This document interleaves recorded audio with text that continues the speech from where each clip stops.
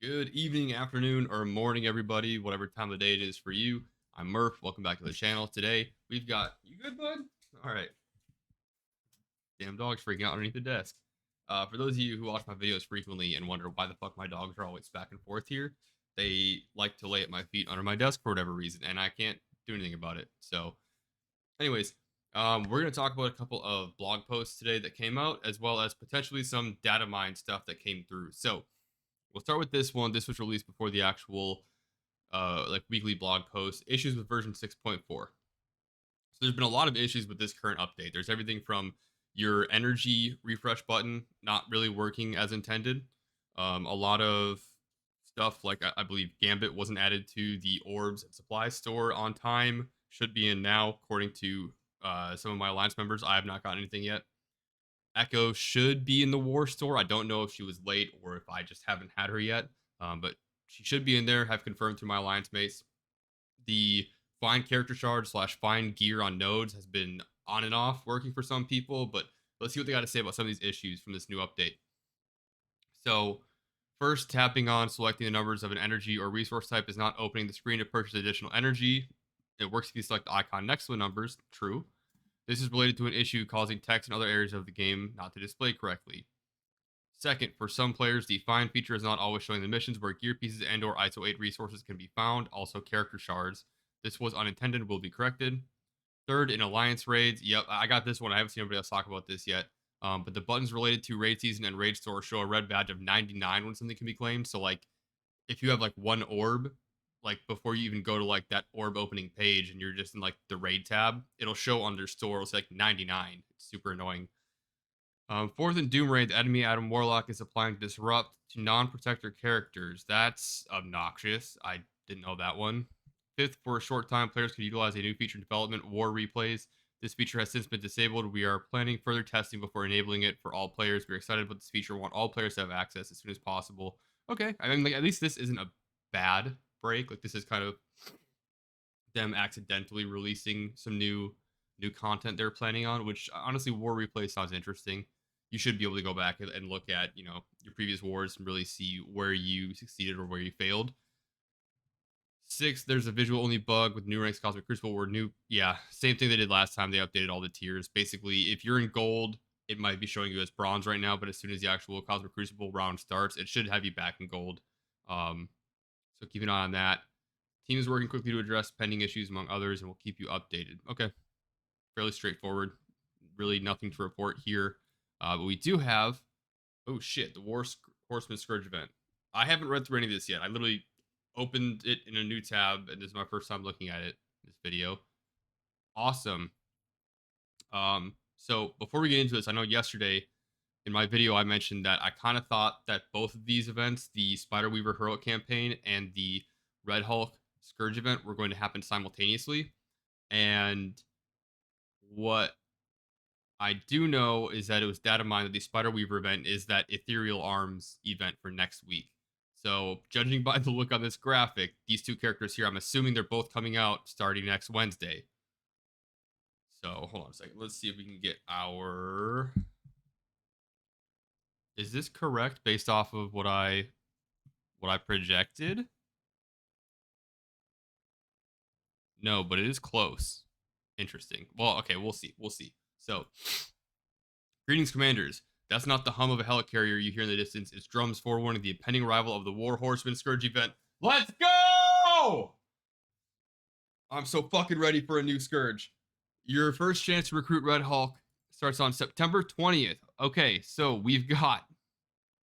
That's going to be Tuesday. 1, 2, 3, 4. Yeah. 4 days. Okay. We got a lot of cramming to do, ladies and gentlemen. You can unlock a 3 yellow Red Star Hulk during the event through the milestone rewards with a run score of 500,000 points. If you fall short of that mark, you can still unlock Red Hulk with a run score of 425,000 points. This is our goal. We need to hit 425,000 points so we can get him first time around, and by earning additional character shards through the rank rewards. These rewards can be earned again in subsequent runs. Yeah. We already know that information. Nodes 5 and 10 will require Hero as Guardian, Ravager, and or Wave 1 Avengers. We know that information. During the first run of the War Scourge event will feature bonus rewards, so bring your A game to the first run to maximize your return. During this limited time event, clip 10 nodes. Yep, we know how run scores work. We know how difficulties and scourges work. The War Scourge will see an update to the Scourges, with 12 Scourges being removed and 13 Scourges being added compared to the Famine Scourge. Okay. I'm not going to get into the actual Scourges. That's cool. There are new Scourges coming out. The Scourges new to the War event are Overcharged. When an enemy character gains ability to enter the game, offense up. That sounds gross. When a player character gains talent, they gain defense down. Whatever. Enemy character's health drops below 40%. Apply speed up to them. When an enemy character ends their turn with vulnerable, they gain defense up. Ugh. When a positive effect is applied to an enemy character, increase duration of all passive effects on that enemy by 1. Oh, positive, not passive. I'm sorry. That wouldn't be. This might be a surprisingly good Scourge to throw on for bonus points. On an enemy character's turn, remove all negative effects and heal 10% per negative effect removed. Okay. On an enemy striker's turn, they get 5% barrier and flip offense down. Ugh. When a fortify, whatever. I'm not going to read through all these. That's a lot of shit to read through. Score and points updates for difficulty 8, 9, 10. War Scourge event will see an update to the points earned for difficulties 8, 9, and 10. That's meant to emphasize the puzzle aspect of Scourges while rewarding players for building a challenging stack of Scourges that deliver the greatest amount of points. Okay. Baseline run score you can earn at these difficulties has been flattened, while the amount of run score points you receive for each Scourge has been dramatically increased. Interesting. So this might be a nerf due to there was a bit of a strategic loophole that people were using where they would just run like difficulty 8, 9, or 10 and only clear the first 4 nodes, and that was so that you didn't have to build the node 5 and 10 required teams, because at difficulty 4 they're not required. So there were ways of running difficulties 8, 9, and 10 with Scourges and just clearing the first nodes 1, 2, 3, and 4, where you could hit, your 500k plus on it and get your character unlocked. So that's probably what this is for, is trying to get around players doing that loophole, because now it's flattening that run score for that difficulty, that higher difficulty. So now you need to do even better to do that, or they straight up mathematically eliminated that from being a possibility. Red stars for horsemen. So yeah, we already know red star for horsemen can be unlocked from rank rewards and dark promotion credits. Red star promotions for Red Hulk and other horsemen will not be available via red star orbs. We already know that. Web of Life. So this is going to be crawling your way on September 23rd with an opportunity to recruit Marvel Strike Force's third original character, Spider-Weaver, is the Web of Life event campaign. Join Spider-Weaver, Spider-Man 2099, and Spider-Man Noir as they attempt to untangle the Web of Life in Destiny. You can earn teal gear on the heroic difficulty, and completing heroic difficulty automatically earns first-time rewards for both hard and heroic difficulties. I think that's meant to say hard and normal, because if you complete heroic, you get hard and normal rewards. You'll need at least 5 characters with a limited time Vigilant trait to attempt the heroic difficulty, so filter your roster by Vigilant and power up these characters for a chance at heroics. We did a video on this yesterday covering kind of the heroic traits, and ultimately, too long didn't watch. There's a lot of very good characters with this trait, and honestly, there's a lot of very good tandems, duos you can run in there. So really just look at what you've already got unlocked and built up, and just maybe push that up a little bit. Don't worry about, building up the ultimate meta team for this event that other content creators are going to tell you to do. It's, yeah. There will also be a Hulk Hunter event running in parallel during a portion of the event campaign, which will cover the below section. So, Coordinated Assault is coming back around. So, if you guys listen to my resource video, you should have a bunch of those free ISO 8 claims available. Make sure on September 17th. So, tomorrow at reset, you start popping those to max out your Coordinated Assault for your alliance. Help your alliance get those rewards. Ethereal Arms, this is the event for next week. So, this is going to be the next week-long milestone event that feeds into the Hulk Hunter month-long milestone. And it's going to be... Okay, so same thing we got for the Valkyrie campaign. So it's going to be a 7-day milestone where you're going to open your Vigilant Orbs from the Web of Life event campaign. And then you get points for opening those orbs.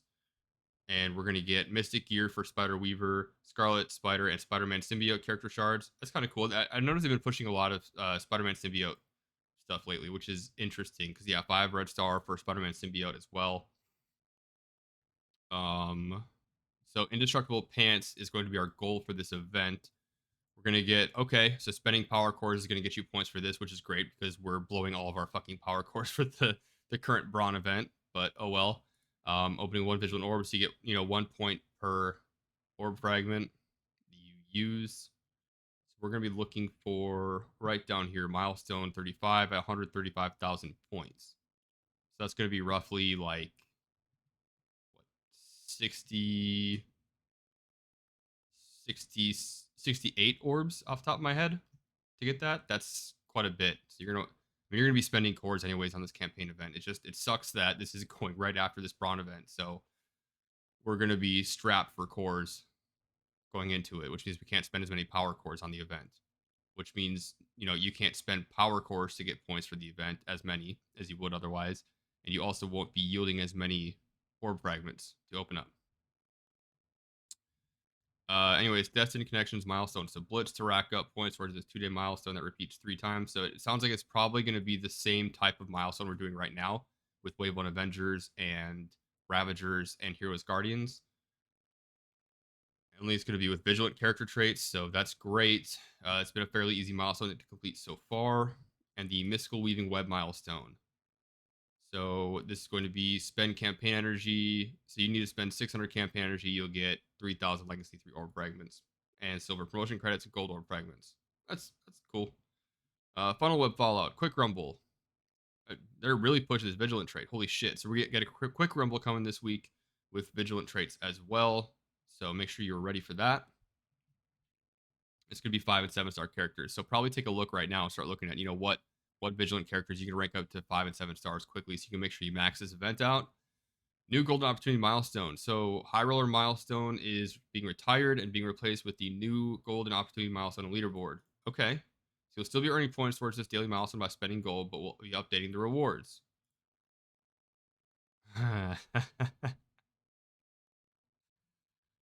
They took cores out of your High Roller milestone.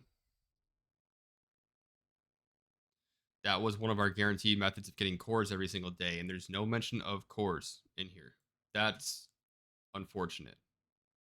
I do like having better rewards coming from this, but this is... I bet if I go on to Discord, people are fucking riding in the streets over this right now. Victory Blueprint is coming back around. Oh, fuck off. Really? Okay, so this iteration of Victory Blueprint does not reward toward the monthly milestone event. Good, because they only gave us 5 days heads up on this, and that's not enough for us to start banking up war rewards, which is probably intentional by them. That's annoying. Character availability. So another Young Avengers on the move. September 21st at 5 p.m. Kate Bishop is setting up shop in Mystic 3-9, replacing Vision. Okay. Awesome. So, that sucks that there's other shitty characters we don't want to farm here and they're removing Vision from it. And there's other nodes that they can be putting characters on without removing them. But hey, we still have one more node to farm Vision on. And honestly, you probably should have been farming him doubled up the last couple months. So that's fine. At least we're getting another unfarmable character farmable again. That's a win in our books. Beta raids are starting in a couple days here. We've got a Baron Zemo Blitz coming up next week. That's pretty cool. Yeah, Vigilant Quick Rumble Blitz. We already talked about that. Relic Hunt is coming next week as well. And that's going to be it till next time. Good luck, Commanders. All right, guys. So let's speed run back through this real quick, right? So key takeaway points. War Scourge starts September 20th. This is your number one priority to start preparing for over the next few days. Fuck all the rest of these events, unless they're like the monthly milestone related events. Now, something to mention here that I've been talking about for the last, the last couple of weeks or so, my tinfoil hat theory about these scourges. So I had it projected for 28 September. So this is actually going to be, said what, 20th September? Yeah, 20th September. So let's hop back into here. It's going to be 20 September. So we had 84 days between, 84 days between Pestilence and Famine coming out, and 76 days between War Scourge coming out. So that means if we go to try to project the Death Scourge based off of these numbers, Go off 84 first, and we'll go off. Oh shit! I did the wrong equation here. It's got to be that. Okay. This will be this. I'm stupid. All right. So we've had 76 to 84 days between the release of Pestilence and Famine and the release between Famine and War. So using these numbers, if they're going to continue to be accurate, which it looks like they're somewhat close to each other, so this might be a good number to base it off of. The Death Scourge is probably coming December 5th, December 13th. This is all speculative, of course. So, yeah. Now, if we talk about what is this? Yeah, okay. So the first run, second run, for the Famine Scourge, or for the Pestilence Scourge. First one came out April 13th. Second one came out 27 April. There's 105 days in between. So if that is going to hold true, we're going to get our second run of War Scourge. That's not what's supposed to happen there.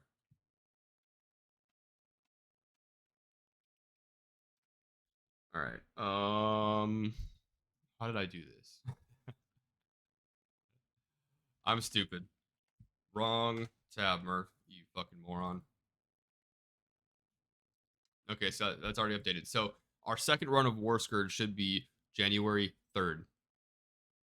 That means that's when the War Saga is going to come out as well. So if this still holds true, we'll also be getting our Famine Scourge on 19 October. So we got about a month before that, which still puts us within this patch, which makes sense. So keep an eye out for that next month.